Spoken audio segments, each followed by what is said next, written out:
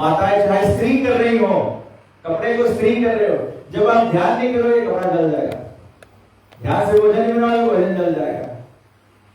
पुरुष लोग ध्यान से ड्राइविंग नहीं करेंगे तो धक्का लग जाएगा। इसी प्रकार से हरि कथा को भी बताया गया है। शिव जी कहते हैं माता पार्वती को कि हरि कथा जो है, अमर कथा जो है, उसको ध्यान पूर्वक सुनना है। तो ध्यान पूर्वक सुनने के लिए हुकारी भरना पड़ता है, इसलिए आपको हुकारी भरे तो अच्छा लगता है। तो जो हमारा जो धर्म है वो सनातन है। तो भगवान सनातन है, भगवान का शुरुआत नहीं, भगवान का अंत नहीं।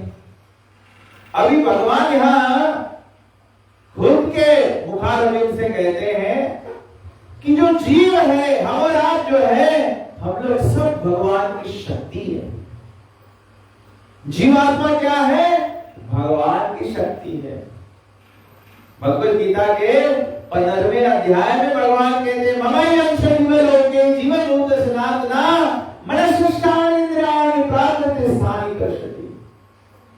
भगवान कहते हैं हम और आप जो है, हम लोग भगवान के अंश हैं। जैसे हमारे बच्चे होते हैं, हमारे संतान होते हैं, संतान जो होता है वो माता पिता का अंश होता है। पुत्र जो होता है वो माता पिता का, या पुत्री जो होती है वो माता पिता के अंश होते हैं। ठीक इसी प्रकार से जीव शक्ति जो है वो भगवान का सनातन अंश है। अब क्योंकि भगवान शाश्वत है तो भगवान का अंश भी है, वो भी शाश्वत होगा कि नहीं? तो मतलब भगवान सनातन है और हम जीव शक्ति सनातन है। हम और आपका कभी मृत्यु नहीं होता है। कोई व्यक्ति जानता है आपका शुरुआत कब हुआ है? हमारा शुरुआत ये जन्म से नहीं हुआ है, जन्म जन्मांतर से हम लोग हैं।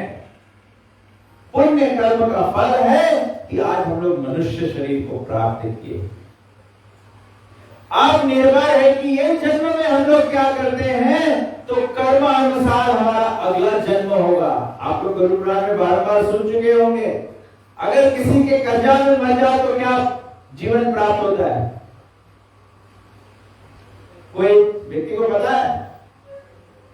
जी माता जी बोली, आपने सही जवाब दिया। अगर किसी के कर्जा में मर जाओगे तो दूसरा जन्म बैल का हो जाएगा। है? यहाँ गांव में बैल है कि नहीं है? है ना? तो जो बैल आपके घर पे आपका कर्जा उतार रहा है। और अगर आप किसी के कर्जा ले लिए हो और नहीं चुकता करोगे तो बैल बनना पड़ेगा मोतोबा में। तो और कर्जा मतलब केवल पैसा का कर्जा नहीं है, खाली पैसा के कर्जा को कर्जा नहीं कहते हैं। गुरु के हम कर्जदार होते हैं, साधु संतों के हम कर्जदार होते हैं, देवी देवताओं के कर्जदार होते हैं, आप सूर्य के कर्जदार हैं, आप वायु के कर्जदार हैं, आप भूमि धरती माता के कर्जदार हैं। हाँ, हर एक व्यक्ति इस प्रकार से हम लोग कर्जा है। तो कहने का हमारा तात्पर्य है कि जीवात्मा जो है वो शाश्वत है। भगवान शाश्वत है, जीवात्मा शाश्वत है। अब भगवान और जीवात्मा का जो संबंध है वो शाश्वत है। और भगवान जहां रहते हैं, भगवान का वैकुंठ शाश्वत है। मृत्यु लोक का सभी लोग जानते हैं कि मृत्यु लोक का प्रलय होता है ना, छोटी छोटी प्रलय होती है, फिर महाप्रलय होता है। सब लोग, हर सनातन धर्मी जानता है, जब शिव जी तांडव करते हैं तो प्रलय हो जाता है, अर्थात ये सारा संसार का समाप्ति हो जाता है। लेकिन वैकुंठ का समाप्ति नहीं होता है। इसीलिए तो हर एक व्यक्ति या पुत्र या परिवार हमारे से जो बिछड़ जाता है, माता पिता जो हमारे वंशज होते हैं, उनका जब निधन हो जाता है तो हम लोग क्या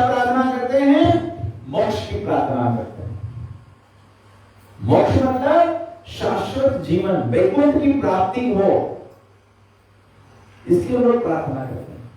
क्यों हम लोग वैकुंठ चाहते हैं? क्योंकि वैकुंठ में न जन्म है न मृत्यु है। उसको कहते हैं शाश्वत जीवन। तो भगवान शाश्वत है, जीवात्मा शाश्वत है, वैकुंठ शाश्वत है। तो जब जीवात्मा शाश्वत जीव शाश्वत भगवान की सेवा करके शाश्वत धाम को प्राप्त करे, उसको कहते हैं सनातन धर्म। जब जीव सनातन भगवान की सेवा करके वैकुंठ की प्राप्ति करता है, उस जीव को कहा जाता है सनातनी। हम और आप सनातनी हैं। सनातनी मतलब केवल सनातन धर्म को या एक हिंदू धर्म को मानना नहीं, उस धर्म को निभाना। जैसे पति पत्नी होते, दंपति होते, अगर पत्नी पति की सेवा ना करे और पति पत्नी का पालन पोषण ना करे, क्या उस संबंध को पति पत्नी का संबंध माना जा सकता है? कोई मानेगा? नहीं मानेगा ना।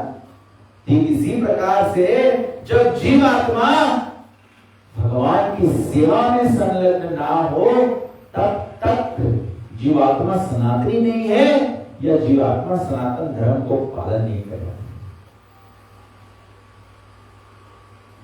जो हम पूजा पाठ कर रहे हैं वो गलत नहीं है, वो तो भगवान के साथ में संबंध जोड़ने का ध्येय होता है। जैसे जब पति पत्नी का संबंध होता है तो पत्नी भोजन बना के पति को परोसती है। कोई भी पुरुष से पूछो, आपकी पत्नी हो और आपको खाना ना पूछे तो आप क्या सोचेंगे? पत्नी हुए कोई फायदा है? आप बोलेंगे ये मेरी पत्नी है, ना तो मुझे भोजन देती है, ना तो मेरा कपड़ा कुछ करती है, ना मुझे पानी पूछती है। या माता पिता बोलते हैं बच्चा तो पानी नहीं पूछता है, तो ऐसे बच्चे को रखना कोई फायदा है? ऐसे बच्चे को आप बच्चा मानेंगे? नहीं ना। तो ठीक इसी प्रकार से जो हम लोग पूजा पाठ करते हैं, ये सेवा का अंग है। भोग कराना, अगरबत्ती करना, दीप करना, ये तो सेवा है। लेकिन सेवा करने से पहले अपने संबंध को भगवान से समझना चाहिए। अपने संबंध को भगवान से समझना चाहिए। और वो भगवान का साथ में जो संबंध है, उसकी जागृति कराना होता है। कैसे जागृति होगा? जब हम हमारा जो ग्रंथ है, रामायण है, भगवत गीता है, वेद आदि ग्रंथ है, इसको हम लोग अध्ययन करेंगे या इसको हम लोग श्रवण करेंगे। इसीलिए जब माता सबरी को भगवान श्री रामचंद्र जी मिले, तो माता सबरी को जो नौदा भक्ति का परिचय कराया, तो सबसे पहले कहा प्रथम भक्ति संतन कर संत। संत समागम में जाते हैं, जैसे हम लोग आज यहाँ पे एकत्र हुए हैं सत्संग में। स्कूल के जो कार्यकर्ता है, जो भक्त आत्मानंद प्रभु और अघारी प्रभु और जितने लोगों ने मिलके ये सत्संग रचाया है। ये क्यों सत्संग रचाया है? क्योंकि भगवान श्री रामचंद्र जी कहते हैं प्रथम भक्ति संतन कर संत। भगवान पहले नहीं बोले कि प्रथम भक्ति है कि मुझे आरती करो, भगवान बोले प्रथम भक्ति है मुझे दीप दिखाओ, भगवान बोले प्रथम भक्ति है मुझे फूल चढ़ाओ। भगवान बोलते हैं प्रथम भक्ति संतों का संग करो। अब संतों के संग से क्या लाभ होगा? जब आप संत समागम में जाओगे तो क्या होगा? सत्संग का मतलब ही है कि परम सत्य की चर्चा होगी। परम सत्य क्या है? हर एक व्यक्ति जानता है, जब किसी का निधन होता है तो हम लोग उस समय सत्य की पहचान करते हैं। सत्य क्या है? राम नाम मतलब राम सत्य है, राम का नाम सत्य है, राम की कथा सत्य है, राम के भक्त सत्य हैं, हनुमान जी सत्य है, शिव जी सत्य है। क्यों? क्योंकि ये सब राम से जुड़े हुए हैं। तो सत्संग का मतलब है, भगवान श्री रामचंद्र जी क्यों कहते हैं कि प्रथम भक्ति संतन कर संगा, क्योंकि संत समागम वहां होता है जहां पर प्रभु श्री रामचंद्र जी का चर्चा होता है, जहां भगवान श्री कृष्ण का चर्चा हो रहा है, जहां पर श्री लक्ष्मी नारायण जी का चर्चा हो रहा है, उसको सत्संग कहते हैं। जहां पर भगवान की चर्चा हो रही है तो सबसे पहले भगवान की पहचान होना चाहिए। किसी भी व्यक्ति का पहचान पहले होता है। हम किसी व्यक्ति को मान सम्मान क्यों देते हैं? उसके पहचान पर, उसके भव्यता को जानकर। अगर हमारे समक्ष में कोई भी आदिवासी आ जाए, क्या हम उसको सम्मानित करेंगे? ज्यादा समय वो नहीं करेंगे। लेकिन अगर प्रधानमंत्री आ जाए तब आप सम्मानित करेंगे? आप उनको आदिवासी नहीं देखेंगे, आप उनको प्रधानमंत्री देखेंगे। और प्रधानमंत्री जो पदवी है वो बहुत बहुत भव्य है।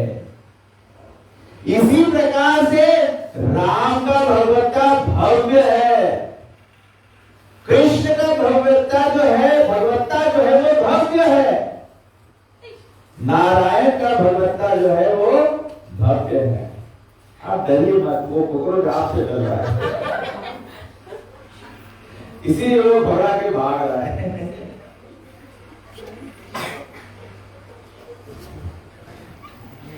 वो शायद मेरा चेला होगा किसी जन्म का, इसीलिए कथा सुनने आया है। तो भगवान का भगवत्ता का पहचान चाहिए। तो सत्संग में क्या होता है? भगवान का भगवत्ता चर्चा होता है। जैसे कृष्ण अर्जुन को विराट रूप दिखलाते हैं, विराट रूप के अंदर सभी कुछ दिखता है। माता कौशल्या को या काल भूषण को भगवान श्री रामचंद्र जी विराट रूप दिखाते हैं, उसके अंदर समस्त सृष्टि दिखता है। मैया यशोदा को भगवान मिट्टी खाते हैं, मैया यशोदा कान्हा का मुख खुलवाती है तो मुख के अंदर में समस्त सृष्टि दिखती है। ये सब क्या परिचय करवाता है कि जो परम पुरुषोत्तम भगवान है उसके अंदर में सब कुछ है। भगवान सभी वस्तुओं के स्रोत है। तो सत्संग में भगवान का पहचान मिलता है।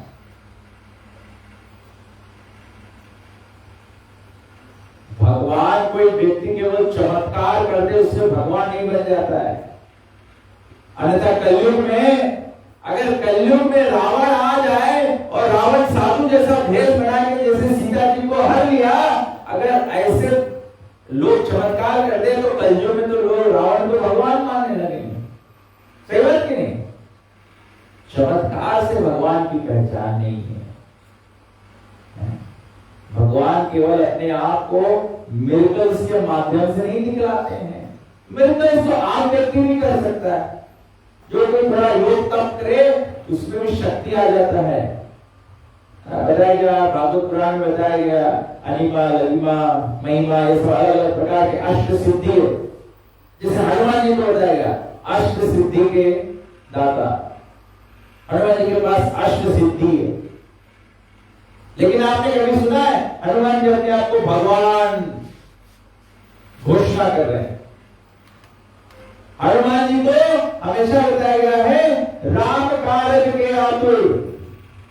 वो सब समय राम की सेवा के लिए उत्सुक होते हैं। आप सब लोग ये कथा बार बार सुन चुके हैं। जब अयोध्या वापस भगवान श्री रामचंद्र जी लौट कर आ गए थे, सब जितने लोगों ने उनको सेवा किया था, भगवान सभी लोगों को पुरस्कारित किए, सभी लोगों को उपहार बांटा। हनुमान जी को मोतियों का हार दिया।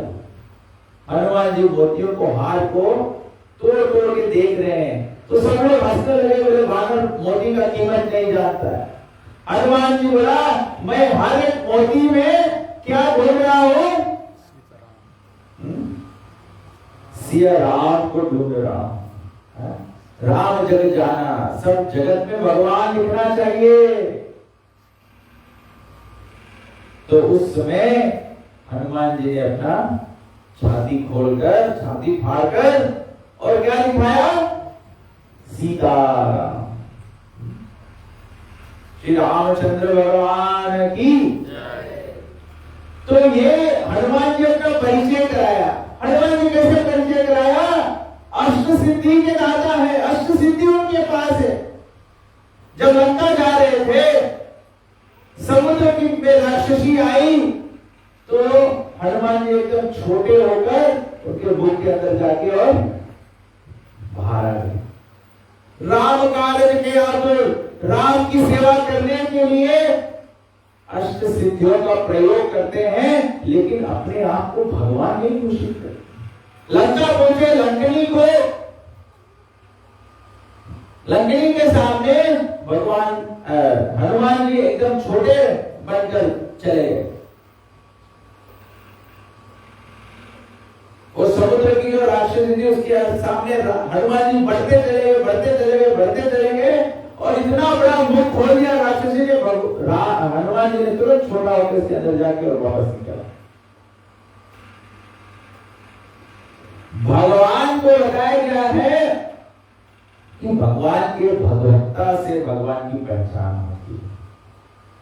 इसीलिए संत समागम में जाया जाता है तो भगवान का पहचान, हमारे ग्रंथों का अध्ययन कीजिए। संत समागम में जाए तो ग्रंथ से संत चर्चा करते हैं और जो ग्रंथ में लिखा है उसमें भगवान की पहचान कराया जाता है। तो बताया गया है प्रथम भक्ति संतन कर संता। संतों की महिमा में बताया गया है, वो भी रामायण में बताया गया है। चित्रकूट में संतन की भीड़, तुलसीदास चंदन घिसत तिलक करत रघुबीर। आचार्य जी समझाते हैं क्यों संत समागम की इतनी महिमा है, क्योंकि जहां सत्संग होता है वहां भगवान की उपस्थिति होती है। जहां पर संतों का भीड़ लगता है वहां पर गोस्वामी तुलसीदास जी अर्थात भक्त जन भगवान की सेवा के लिए अग्रसर होते हैं। तिलक करत रघुबीर मतलब कि भगवान वहां उपस्थित होते हैं तभी तो तिलक स्वीकार करते हैं। भगवान कहते ना हम तिष्ठामि वैकुंठे न योगिनां हृदये च मत भक्त गायन्ति तत्र तिष्ठामि नारद। भगवान नारायण कहते हैं नारद को ना हम तिष्ठामि वैकुंठे, अगर वैकुंठ में भक्त नहीं हो तो भगवान कहते मैं वैकुंठ में भी नहीं वास करता हूं। ना हम तिष्ठामि वैकुंठे न योगिनां हृदये च। अगर योगी भगवान को ध्यान नहीं कर रहा है, केवल पद्मासन में बैठ जाए, आंखों को आधा बंद आधा खुला कर ले या नियम आसन ग्रहण कर ले, लेकिन नारायण का स्मरण नहीं हो रहा है, तो भगवान कहते हैं योगी नाम हृदय च। भगवान बोलते हैं ना हम तिष्ठामि वैकुंठ, ना योगियों के हृदय में रहता हूं। भगवान कहते हैं मैं कहां रहता हूं? मद भक्त गायन्ति। जहां मेरा भक्त, जहां पे संत मेरा पुकार करते हैं, हरे कृष्ण हरे कृष्ण हरे कृष्ण हरे कृष्ण कृष्ण कृष्ण कृष्ण कृष्ण हरे हरे हरे हरे हरे राम हरे राम हरे राम हरे राम राम राम राम राम हरे हरे हरे हरे। श्री कृष्ण भगवान की जय। तो जहां पर भगवान का नाम लिया जाता है, जहां भगवान का कीर्तन होता है, भगवान वहां उपस्थित हो जाते हैं। इसीलिए तो हमारे सनातन धर्म के अंदर में कहीं निधन हो जाता है तो लोग 13 दिन तक भजन करते हैं। कहीं रामनवमी होता है तो कथा होता है और भजन होता है। जन्माष्टमी होता है, अभी अगले सप्ताह से जन्माष्टमी शुरू होने वाला है, तो कृष्ण कथा होगा और कीर्तन भजन होंगे। जहां पर भगवान का कीर्ति गान है, कीर्तन मतलब जहां पे भगवान का कीर्ति गान होता है, भजन मतलब जहां पे भगवान को भजा जाता है, भगवान वहां उपस्थित हो जाता है। तो सत्संग में भगवान उपस्थित हो जाते हैं। इसीलिए अगर किसी को भगवान प्राप्त करना है, सनातन धर्म को अनुभव करना है, अपने शाश्वता को एक्सपीरियंस करना है, तो वो हमें सत्संग में मिलेगा। सत्संग में इसीलिए बताया गया है, आज भी भारत में सभ्यता है, लोग क्यों वृंदावन जाते हैं, लोग क्यों हरिद्वार जाते हैं, लोग क्यों काशी जाते हैं, क्यों ऋषिकेश जाते हैं, गंगोत्री जाते हैं, यमुनोत्री जाते हैं, अलग अलग तीर्थ स्थान में क्यों जाते हैं? तीर्थों में जाया जाता है साधु संतों से भगवान की कथाओं को, भगवान के लीलाओं को और भगवान के विशिष्टता को, भगवान के भव्यता को समझ पाए। तो यही सत्संग को उत्पन्न करने के लिए आज ये पाठशाला के कार्यकर्ता और जितने भी भक्तजन और आत्मानंद प्रभु और उनके परिवार, इन्होंने ये सत्संग का रचना किया है। ये रचना इसीलिए हुआ है कि हम भगवान को कम से कम प्रयास करें हम लोग कि 3 दिन में थोड़ा तो भगवान को अनुभव करें। प्रभुपाद जी कहते हैं, जैसे आप कहीं विवाह में जाते हो या कहीं पार्टी में जाते हो, जब भोजन बढ़ता है तो आप सबसे पहले भोजन का क्या करते हो?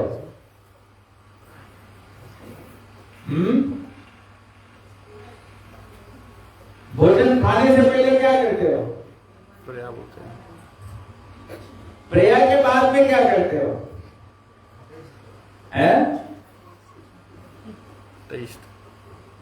टेस्ट करते हैं।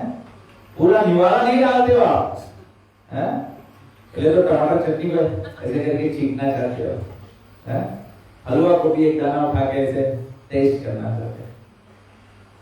तो हमारा प्रयास है, भगवान का प्रयास है कि कम से कम 3 दिन के सत्संग में कम से कम आपको राम का टेस्ट तो करा दे, प्रेम का आस्वादन तो करा दे।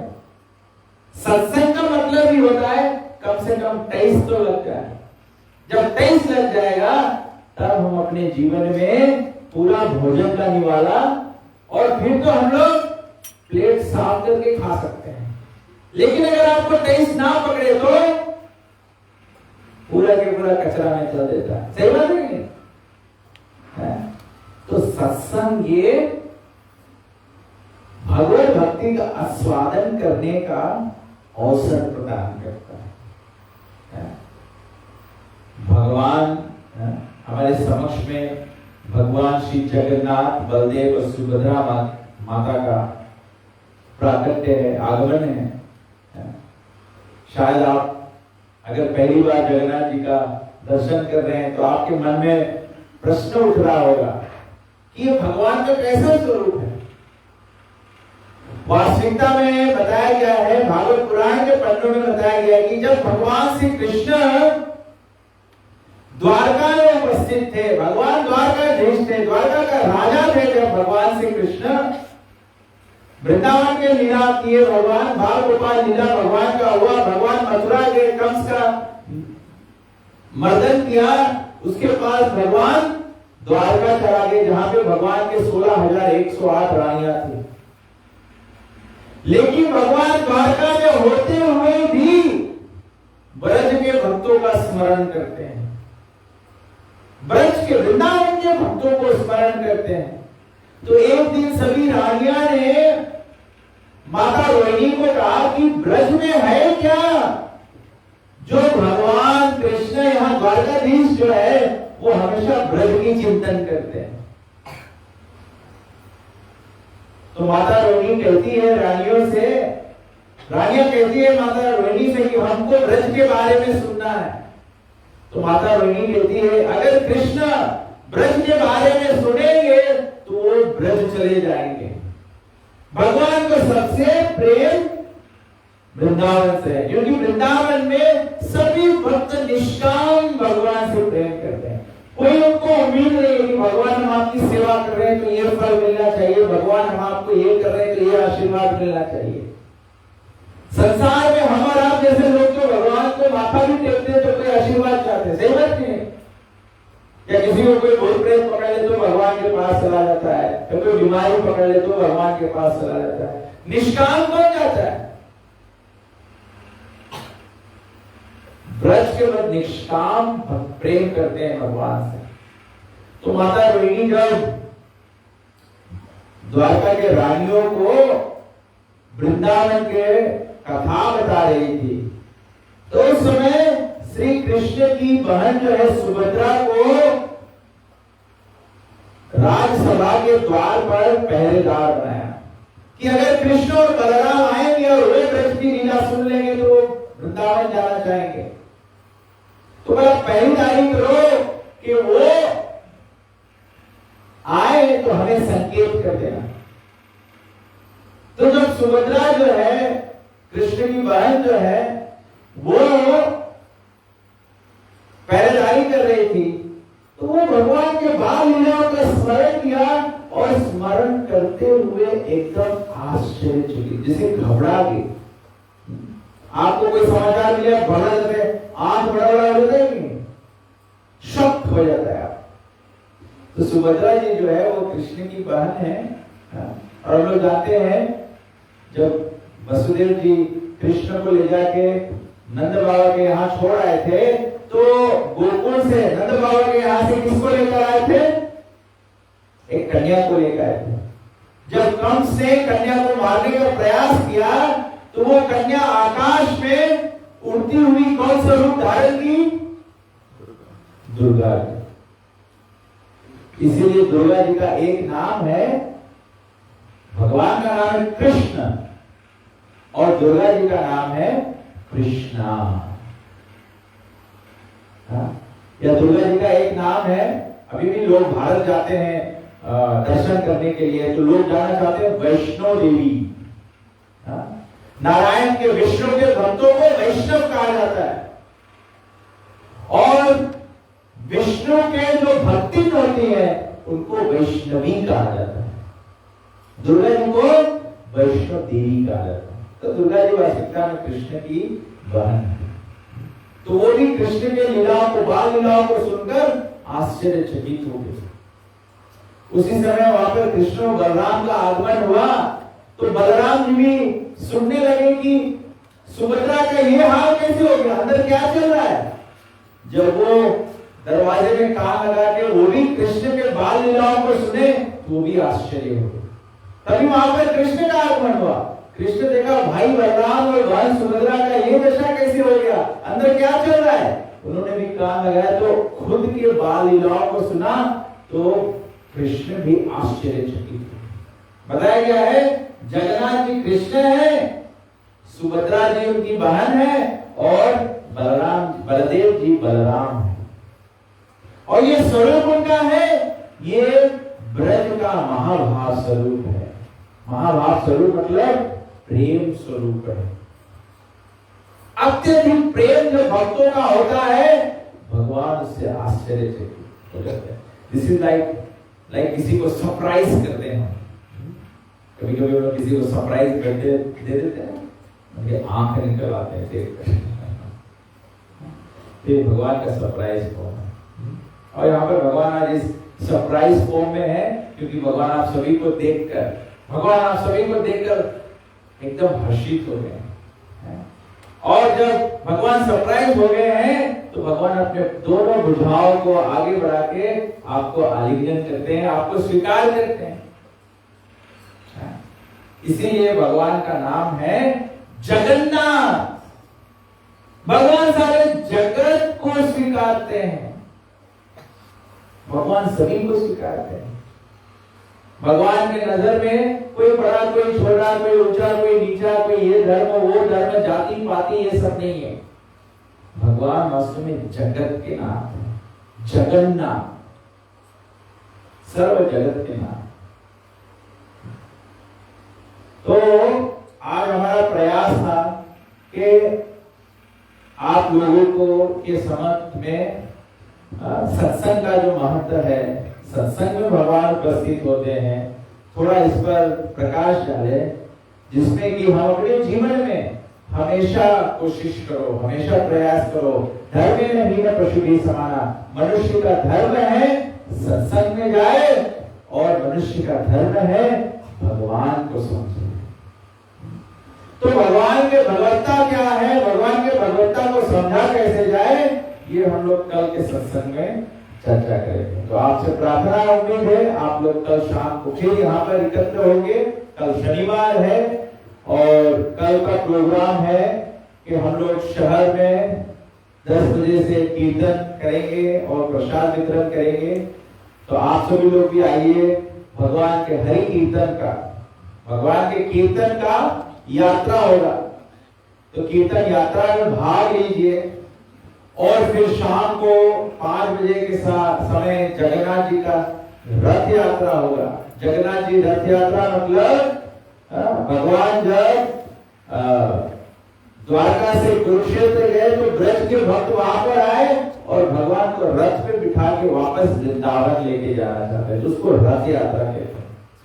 बताया गया है ग्रंथों में, बड़ा वामन पुराण में बताया गया है कि जो व्यक्ति जगन्नाथ जी के रथ के यात्रा जब निकलता है, उसको उसके रथ के रस्सी को हाथ से पकड़ के खींचता है, वो व्यक्ति का भव बंधन जो है वो छूट जाता है।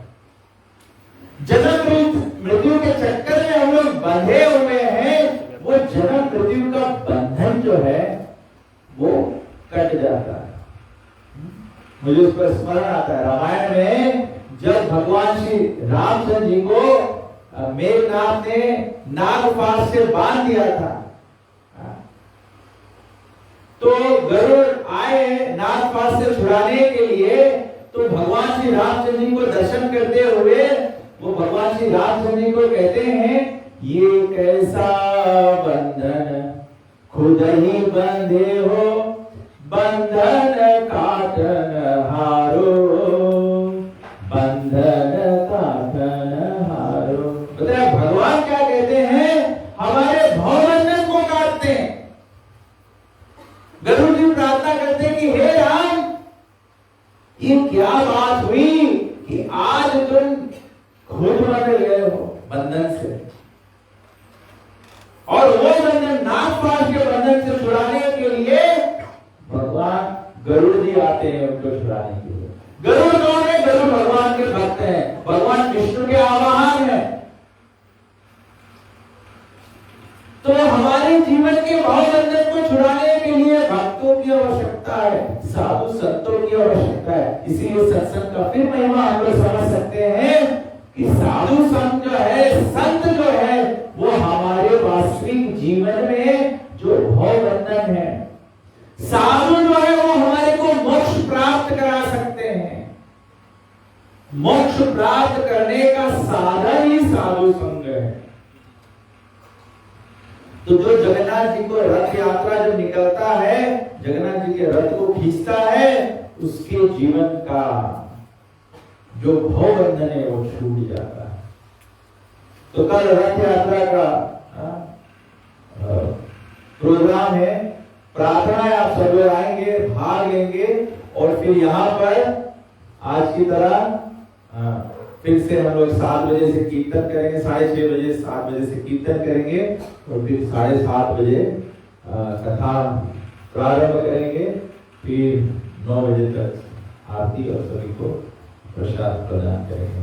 ठीक है, सभी को भोजन प्राप्त करेंगे। तो आज की कथा जो हम लोग यहीं पर स्थगित करते हैं। किसी कोई प्रश्न है, कोई प्रसंग पे आपको पुष्टि चाहिए, प्रमाण चाहिए, तो आप बोल सकते हैं। हमारे गुरुवर्ग ने हमको सिखाया है, गुरुजन ने हमको सिखाया कि जब भी हम लोग ग्रंथ की चर्चा करते हैं तो थोड़ा समय देना चाहिए श्रोताओं को कि अगर कोई बात समझ में नहीं आया हो, कोई बात से आप सहमत नहीं हो, तो आप उसको प्रश्न कर सकते हैं। ऐसा बात नहीं है कि धर्म में प्रश्न नहीं किया जाता है। हमारा सारा ग्रंथ जो है वो प्रश्न और उत्तर से बना है। अर्जुन प्रश्न कर रहे हैं, कृष्ण जवाब दे रहे हैं। काकभूषण गरुड़ का संवाद है, माता पार्वती और शिव जी का संवाद है, मैत्रेय और विदुर का संवाद है। हमारा सारा ग्रंथ जो है वो संवाद से बना हुआ है। भगवान व्यक्ति है, so we need to talk to Krishna. Ram से बात करना पड़ेगा, तो इसीलिए आपको प्रश्न करना चाहिए। ऐसे नहीं कि धर्म में प्रश्न नहीं किया जाता है। राम जी कहते हैं रामायण में, संशय सर्व से मोहिताता। बताया गया है अगर धर्म के प्रति कोई संशय हो जाए, अगर उसकी स्पष्ट नहीं किया जाए, उसको पुष्टि नहीं किया जाए, उसको सुलझाया नहीं जाए, तो बताया गया है वो क्या होगा, दुर्गल हरि कुतर्क भाव रहता। बोले एक संशय हमारे जीवन में समुद्र की लहर की तरह उत्पात मचा देगा। हमारा भगवत श्रद्धालु टूटता चला जाएगा अगर एक संशय का हम लोग समाधान नहीं करेंगे। इसीलिए धर्म में कोई भी संशय है, विशेष करके हमारे जो युवा बच्चे हैं, आज हमारे युवा बच्चे क्यों धर्म को बदल रहे हैं, क्योंकि हम उनके संशय को निवारण नहीं कर पा रहे हैं। तो धर्म में प्रश्न करके और संशय को निवारण करना चाहिए। तो किसी कोई प्रश्न है? आपने कहा था कि राम ने नागपाश बन गया, क्यों राम क्यों बन गया? बताया गया है, प्रभु जी पूछ रहे हैं कि मैं वो राम की थोड़ा सी कथा बताया, पूरा कथा नहीं बताया, मैं तो केवल ये दर्शाना चाहता था कि राम बंधन को छुड़ाने वाले हैं, लेकिन गरुड़ जी बोले आप क्यों बंध गए? तो बताया गया है, चौपाई में लिखा गया है कि गरुड़ जी प्रार्थना करते हैं, एक ऐसा बंधन खुद ही बंधे हो, बंधन काटन हारो, बंधन काटन हारो। नागपाश का ब्रह्मास्त्र का मान न जाए, रघुपुर ही नाग बंध जाए। बताया कि ब्रह्मास्त्र का मान रखने के लिए, क्योंकि सभी लोग जानते हैं राम क्या है, राम मर्यादा पुरुषोत्तम है। भगवान राम मर्यादा का उल्लंघन नहीं करते हैं। तो बोला राम ब्रह्मास्त्र का, मेघनाथ ने ब्रह्मास्त्र का प्रयोग कर दिया था। ब्रह्मास्त्र का गुण है कि जिसके ऊपर प्रहार करे उसको नागपाश बांध दे। तो भगवान उसको इज्जत रखने के लिए, सम्मान देने के लिए राम बन जाते हैं। ऐसे तो राम तो भवबंधन को निवारण करने वाले हैं और भगवान अवसर देते हैं हम और आपके ज्ञान के लिए, शिक्षा के लिए, कि हर एक व्यक्ति के जीवन में कोई ना कोई भक्त, गरुड़ जैसा भक्त, प्रिय भक्त, गरुड़ मतलब प्रिय भक्त। गरुड़ स्वयं भगवान का आह्वान है, भगवान के प्रिय भक्त के अपने जीवन में स्वीकारना चाहिए। इसलिए हर व्यक्ति के जीवन में कोई ना कोई भक्त होना चाहिए, तो भक्त हमारे जीवन को निवारण करते हैं। ठीक है, और कोई प्रश्न? और कोई प्रश्न नहीं है तो हम सभी से प्रार्थना करते हैं कि हम सभी लोग खड़े हो जाए, हम लोग भगवान की आरती करते हैं, फिर उसके बाद में हम लोग महाप्रसाद का और हार्दिक हार्दिक धन्यवाद देते हैं अच्युत प्रभु और सुदामा को। तो please you can lead the aarti. Hare Krishna. जय श्री जगन्नाथ बलदेव सुभद्रा महारानी की, श्री सीताराम लक्ष्मण भक्त हनुमान की, श्री राधा कृष्ण भगवान की, ग्रंथराज श्रीमद् भागवत महापुराण की, सब संतों की गौ प्रेमानंदे।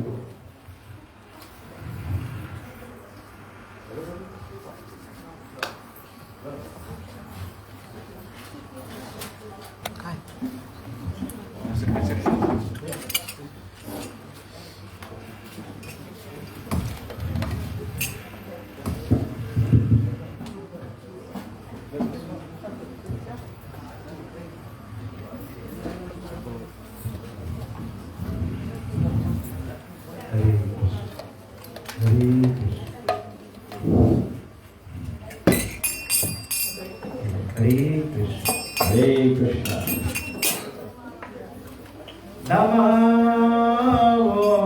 विष्णुपदाय कृष्णकृष्णाय भूतले श्रीमते भक्तिवेदांत स्वामी इति नामिने।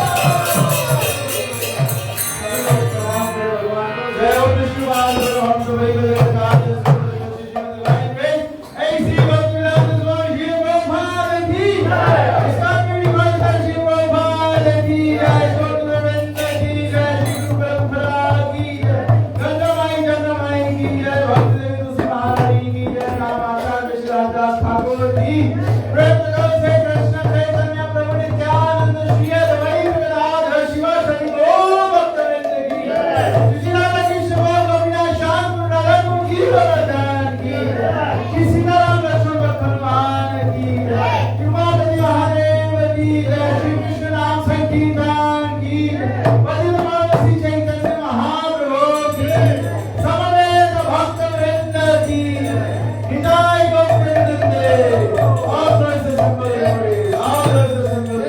all praise the Lord, all praise the Lord, all praise the Shri Guru and Shri Guru. सभी लोग थोड़ी देर के लिए बैठ जाओ, हम नरसिंह प्रार्थना करेंगे।